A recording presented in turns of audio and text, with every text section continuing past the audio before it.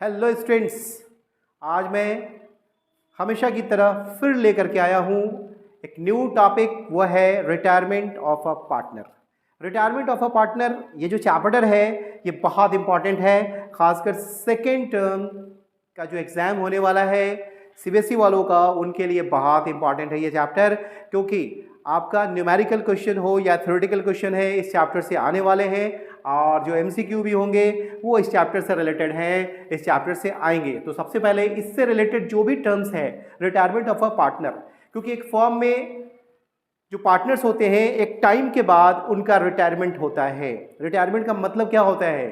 यानी living the firm, यानी firm से चले जाना, फर्म से अपना रिलेशन को ब्रेक कर लेना।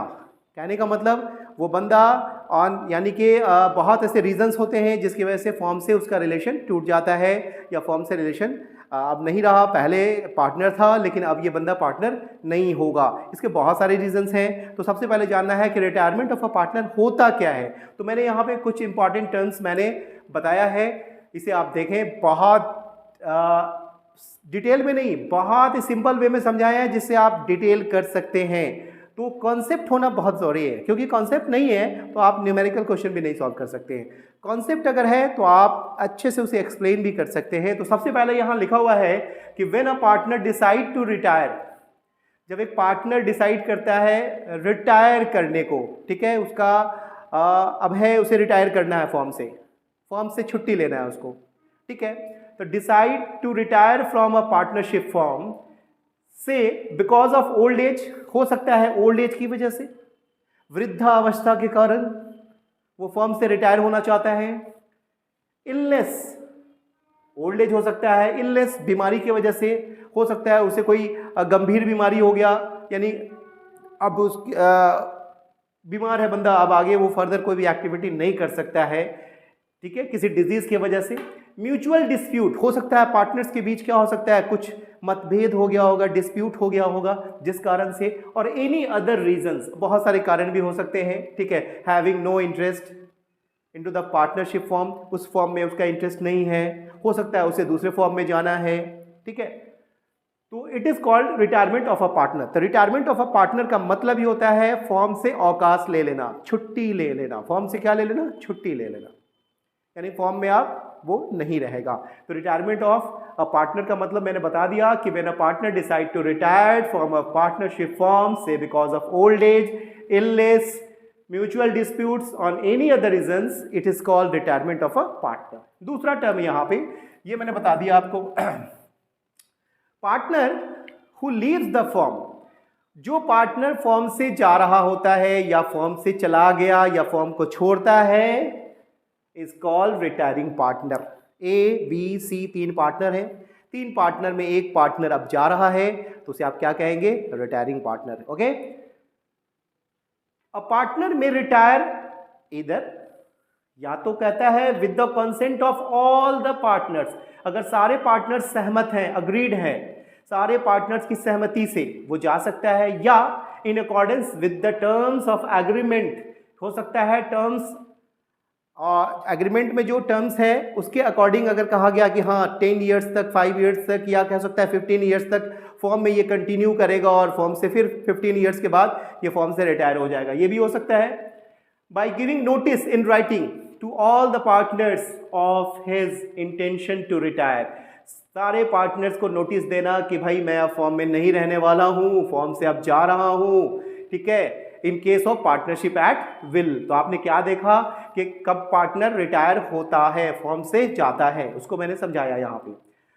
On the retirement of a partner the old partnership comes to an end, retirement के केस में जो पुराना पार्टनरशिप फॉर्म होता है अब वो एंड कर जाता है, लेकिन जो फॉर्म होता है ना वो कंटिन्यू होता है, वो कंटिन्यू रहता ही है, क्योंकि पार्टनरशिप जो है, जो पार्टनरशिप है वो क्या होता है? एंड हो जाता है। तो यहाँ पे लिखता भी है कि on the retirement of a partner the old partnership comes to an end, यानी कि पार्टनरशिप फॉर्म का जो पार्टनरशिप का एंड हो जाता है, बट द फॉर्म्स कंटिन्यूज, लेकिन फॉर्म्स जो है वो कंटिन्यू चलते रहता है, and a new partnership comes into existence. अब क्या होता है, तीन पार्टनर थे, एक पार्टनर तो गया, तो पार्टनरशिप यहाँ पे क्या हो रहा है, एंड हो रहा है, लेकिन पार्टनरशिप फॉर्म जो है वो तो कंटिन्यू है, क्योंकि दूसरा जो दो पार्टनर बचा हुआ है ए और बी, जो बचे हुए हैं जो एग्जिस्टिंग पार्टनर है वो तो फॉर्म को लेके चल रहा है ना, क्योंकि अभी भी दो पार्टनर है।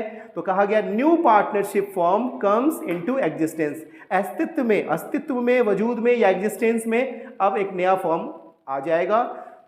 सो retirement means reconstitution of form. Retirement का मतलब यहां पे होता है फॉर्म का रिकंस्टिट्यूशन, न कि फॉर्म का एंड। पार्टनरशिप एंड हो रहा है, ठीक है, क्योंकि 3 पार्टनर थे, अब 2 पार्टनर हो रहे हैं, लेकिन फॉर्म तो कंटिन्यू है क्योंकि अभी ऑलरेडी 2 पार्टनर हैं। तो यहाँ पे क्या होता है, न्यू पार्टनरशिप फॉर्म जो है कम्स या कह सकते हैं कि वो एग्जिस्टेंस में आता है, या कहता है ना कि न्यू पार्टनरशिप फॉर्म कह सकते हैं या कम्स, या new partnership comes into existence. नया पार्टनरशिप फॉर्म जो है वो एग्जिस्टेंस में आता है। पार्टनरशिप यहाँ पे फॉर्म नहीं लगाएंगे, partnership comes into existence. Okay, so retirement means reconstitution of form. Retirement का मतलब फॉर्म का रिकंस्टिट्यूशन होगा, ठीक है, इसका मतलब नहीं है कि फॉर्म एंड हो रहा है। Next, eight the time of retirement of a partner, retirement of a partner के टाइम पर, ठीक है, the few accounting problems arises. जब कोई फॉर्म से पार्टनर रिटायर करता है तो कुछ अकाउंटिंग प्रॉब्लम्स अराइज होता है। उसमें से जो प्रॉब्लम्स हैं वो कौन कौन से प्रॉब्लम है, calculation of new profit sharing ratio. वहाँ पे पहला जो कैलकुलेशन होगा अकाउंटिंग के लिए वो है पहला calculation of new profit sharing ratio. दूसरा मैंने बता दिया कैलकुलेशन ऑफ गेनिंग रेशियो। तो न्यू प्रॉफिट शेयरिंग रेशियो का कैलकुलेशन, हाँ पहले रेशियो क्या था 3:2:1, अब एक पार्टनर चला गया तो new profit sharing ratio decide किया जाएगा, ठीक है, या कैलकुलेट किया जाएगा। यहाँ क्या आता है कैलकुलेशन ऑफ गेनिंग रेशियो। अब गेनिंग रेशियो भी कैलकुलेट करना है क्योंकि जो पार्टनर जा रहा है वो अपना शेयर तो दे करके जाएगा, क्योंकि पहले 100 रुपीज़ का बंटवारा 3 लोगों के बीच हो रहा था, अब 100 2 के बीच होगा।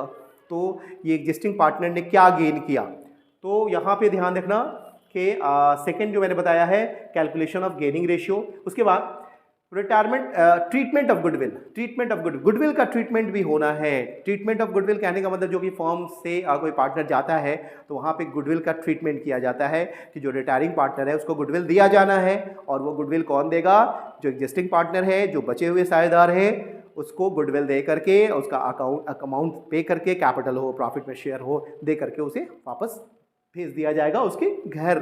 Next, revaluation of assets and liabilities.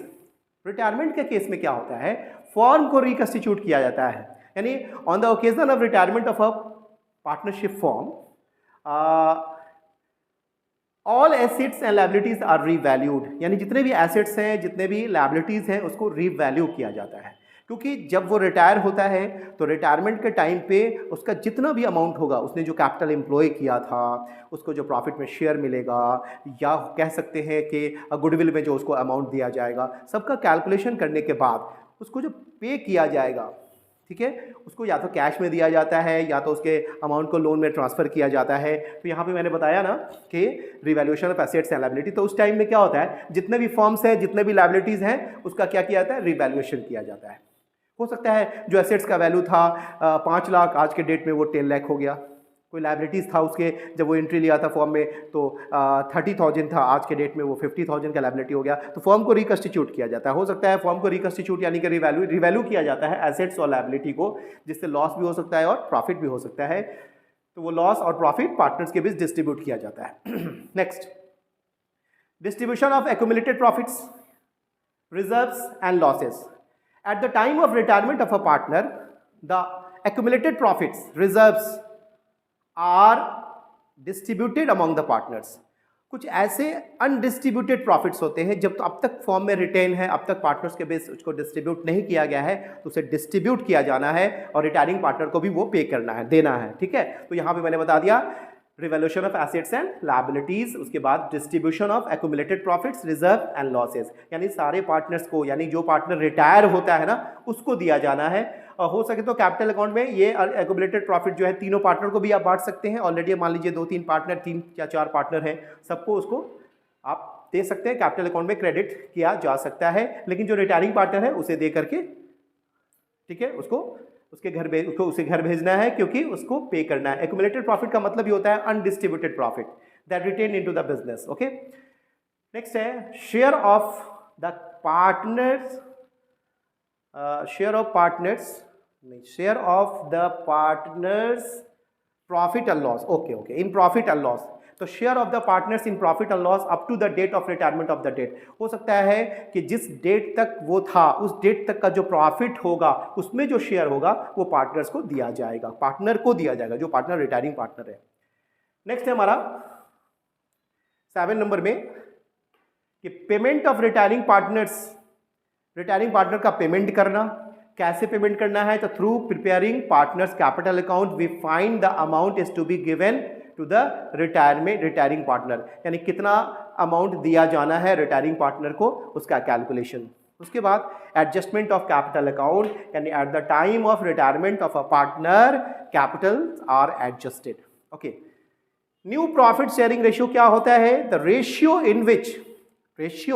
In which the continuing partner decide to share the future profit और loss is known as new profit sharing ratio.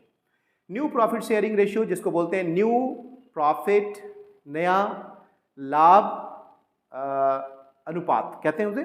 तो न्यू प्रॉफिट शेयरिंग रेशियो का मतलब होता है कि रेशियो जिसमें जो कंटिन्यूइंग पार्टनर है, जो पार्टनर एग्जिस्टिंग है, decide to share the future profit और loss is known as new profit sharing. जिस प्रॉफिट शेयरिंग रेशियो में कंटिन्यूइंग पार्टनर, जो कंटिन्यू है, एग्जिस्टिंग पार्टनर है, प्रॉफिट एंड लॉस को शेयर करेंगे, बांटेंगे, उस रेशियो को न्यू प्रॉफिट शेयरिंग रेशियो कहते हैं। नेक्स्ट हमारा है new profit sharing ratio is equal to old ratio plus acquired share, यानी ओल्ड शेयर कह सकते हैं, पहले से ओल्ड शेयर, और जो पार्टनर जा रहा है उसने जो शेयर दे रखा है, सपोज मान लो कि 3:2:1 ये जा रहा है, तो ये अपना शेयर का हाफ दोनों को देके जा रहा है या किसी रेशियो में जा रहा है, तो अक्वायर्ड शेयर उसमें ऐड कर देंगे तो क्या हो जाएगा? वो न्यू प्रॉफिट शेयरिंग रेशियो हो जाएगा। नेक्स्ट हमारा है gaining ratio, the ratio in which the continuing partners acquires the retiring partners share is known as gaining ratio। Gaining ratio का मतलब क्या होता है? जब दो पार्टनर जाते हैं ना, एक पार्टनर जाता है तो ये दो पार्टनर जो है इसके शेयर को अपने में ऐड कर लेता है। ठीक है, कहने का मतलब 90 रुपीज़ को और 3 पार्टनर्स में डिस्ट्रीब्यूट किया जाता है। सपोज मान लो 30 तीनों पार्टनर को दिया गया और ये जा रहा है, तो अपना जो रेशियो होगा इसको देके जाएगा ना, तो इस दोनों का रेशियो क्या होगा? बढ़ेगा, यानी वो दो एग्जिस्टिंग पार्टनर गेन करेगा। ठीक है, तो गेनिंग रेशियो का मतलब ही होता है the ratio in which the continuing partner acquires the retiring partner share is known as gaining ratio. Okay, यहाँ पे मैंने लिखा है कुछ इंपॉर्टेंट टॉपिक है रिटायरमेंट ऑफ पार्टनरशिप या रिटायरमेंट ऑफ अ पार्टनर से रिलेटेड। वो क्या है? पहला, revaluation of assets and liabilities. On the occasion of retirement of a partner, all assets and liabilities are revalued। उसको रिवैल्यू किया जाता है। हो सकता है किसी एसेट्स में इंक्रीमेंट हो रहा होगा, किसी एसेट्स में कोई एसेट डिक्रीज कर रहा होगा, या कुछ लायबिलिटी का पेमेंट किया गया, लायबिलिटी डिक्रीज हो गया होगा, या लायबिलिटी हमारा इंक्रीज हो गया होगा, तो सारे एसेट्स और लायबिलिटी को रिवैल्यू करना पड़ता है on the occasion of retirement of a partner. Next हमारा है revaluation account. Revaluation account is that account which is prepared on the occasion of retirement of a partner to find profit or loss after revaluation of assets and liabilities. Okay, this is a nominal account. Okay, the first account that is prepared on the occasion of retirement of a partner. Existing goodwill, अगर form में already पहले से goodwill है तो उस partners क्या करते हैं? एग्जिस्टिंग गुडविल को पार्टनर्स क्या करते हैं? ओल्ड रेशियो में डिस्ट्रीब्यूट करते हैं और पार्टनर्स कैपिटल अकाउंट में डेबिट किया जाता है इस एग्जिस्टिंग गुडविल को, और गुडविल अकाउंट में क्रेडिट किया जाता है। याद रखना इस चीज़ को। ठीक है, नेक्स्ट हमारा ऑल एक्यूमुलेटेड प्रॉफिट, जो मैंने अभी थोड़ी देर पहले बताया था, जितने भी एक्यूमुलेटेड प्रॉफिट्स हैं, अनडिस्ट्रीब्यूटेड प्रॉफिट्स हैं, पार्टनर्स के बीच क्या किया जाता है? उसको डिस्ट्रीब्यूट किया जाता है, पार्टनर्स के कैपिटल अकाउंट में क्रेडिट किया जाता है। ये टॉपिक भी आप देख लें। Amount due to the retiring partners, जो अमाउंट रिटायरिंग पार्टनर्स को दिया जाता है उसका कैलकुलेशन किया जाता है after preparing partners capital account, we find the amount due to the retiring partners. Next हमारा है sometimes a part payment. Sometimes a part payment का मतलब होता है कि कभी कभी जो रिटायरिंग पार्टनर होते हैं ना, उसको कुछ पेमेंट, जैसे मान लो उसे 90,000 पे करना है, 90,000 देना है, तो कैश में मैंने 30,000 दे दिया क्योंकि कैश अवेलेबल था फॉर्म में। अब जो 60,000 रेस्ट होता है उसको लोन अकाउंट में ट्रांसफर किया जाता है, पार्टनर्स लोन अकाउंट में ट्रांसफर किया जाता है कि बाद में उसे पेमेंट किया जाएगा। ओके, यहाँ पे मैंने कुछ क्वेश्चन दे रखा है, आपको सॉल्व करना है, तो be ready to solve this question. These questions, ये सारे बहुत सारे क्वेश्चंस, एक ही नहीं है, बहुत सारे क्वेश्चंस है, आपको सॉल्व करना है। थोड़ा ट्राई योरसेल्फ, खुद से कोशिश करें। देखिए, fill in the blanks with the appropriate words. आपको ये जो ब्लैंक है इसको एप्रोप्रिएट वर्ड से यहाँ पे कौन सा वर्ड फिल होगा वो आपको फिल करना है। मैं पढ़ता हूँ, सुनेंगे आप लोग, देखेंगे। Revaluation account is a blank account, 100% आपने आंसर दे दिया होगा। नॉमिनल अकाउंट, जो मैंने अभी बताया था, revaluation account is a nominal account, ठीक है। जो भी अकाउंट है जिससे प्रॉफिट और लॉस फाइंड किया जाता है, that is nominal account. Okay, interest on partners loan will be paid at the rate of, क्या होगा यहाँ पे, आपको पता है ना, बहुत पहले से पढ़ा है आपने कि जो भी लोन होगा ना, पार्टनर्स का लोन, जो पार्टनर्स ने लोन ग्रांट किया है, फॉर्म को दिया है वो, या पार्टनर्स जो हैं जिनको लोन में उनके अमाउंट को ट्रांसफ़र किया जाता है, तो उसको जो पेमेंट दिया जाएगा वो जनरली 6% से होता है, ठीक है। पार्टनर्स लोन पे इंटरेस्ट 6% से, ओके, अलाउ किया जाता है। Next, gaining ratio is used for treatment of, ध्यान रखिएगा, gaining ratio is used for treatment of goodwill. यहाँ पे क्या फिल होगा, गुडविल के लिए या गुडविल के ट्रीटमेंट के लिए आपको गेनिंग रेशियो का यूज करना होता है। कब, in case of retiring of a partner, gaining ratio is used for the treatment of goodwill. Goodwill के ट्रीटमेंट के लिए, गुडविल के अकाउंटिंग ट्रीटमेंट के लिए गेनिंग रेशियो का यूज किया जाता है। ओके, नेक्स्ट है blank life policy is taken on the lifes of the all partners. तो यहां पे होगा ज्वाइंट लाइफ पॉलिसी। कौन सी policy, joint life policy. Joint life policy का मतलब यहां पे होता है कि फर्म ने सारे पार्टनर्स का पॉलिसी करा रखा है कि अगर कोई पार्टनर यानी कि मैच्योरिटी पे या कोई पार्टनर रिटायर करता है या डेथ करता है, तो जो सरेंडर वैल्यू होगा, जो अमाउंट होगा, सबका एक पॉलिसी करा के रख दिया जाता है कि उसको उस टाइम पे उसको पे किया जाए, ठीक है। तो ज्वाइंट लाइफ पॉलिसी एक ही साथ सारे पार्टनर्स का पॉलिसी करा दिया जाता है, जो प्रीमियम फर्म के पैसे से पेमेंट होता है। Okay, sacrificing ratio is used eight the time of admission. We all know that sacrificing ratio is calculated on the time of admission of a partner, but gaining ratio is used. यहाँ पे क्या होना चाहिए कि gaining ratio is used at the time of retirement, जो मैंने बताया था। तो याद रखेंगे, जब कोई पार्टनर एडमिट होता है तो वहाँ पे गुडविल का ट्रीटमेंट होता है, तो वो सैक्रिफाइसिंग रेशियो में होता है। जब कोई पार्टनर रिटायर करता है तो उस टाइम में गुडविल का ट्रीटमेंट होता है, उसके लिए गेनिंग रेशियो का कैलकुलेशन होता है। नेक्स्ट वीडियो में मैं फिर नेक्स्ट टॉपिक लेकर के आऊँगा, रिटायरमेंट ऑफ अ पार्टनर का। ओके, तब तक के लिए थैंक यू।